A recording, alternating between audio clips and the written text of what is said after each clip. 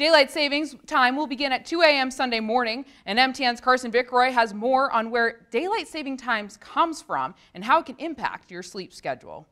When we spring forward this weekend, it's because we want to make the most of extra daylight in the summer.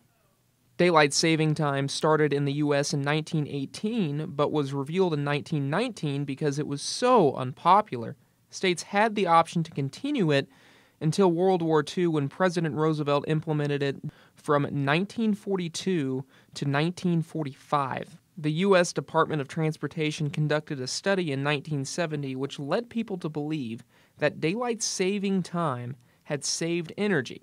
However, this was disproved by a University of California, Santa Barbara study, which proved that there was a 1% rise in demand for energy in early spring and late fall.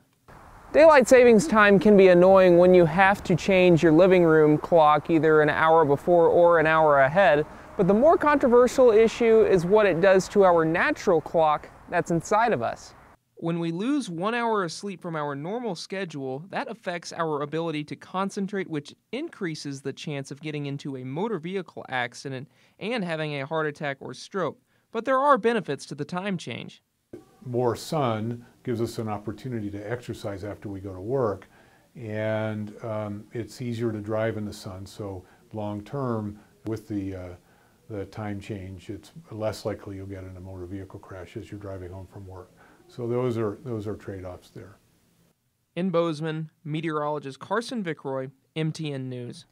Now, not everyone observes daylight saving time. The states of Arizona and Hawaii abolished it after the Uniform Time Act was passed in 1966.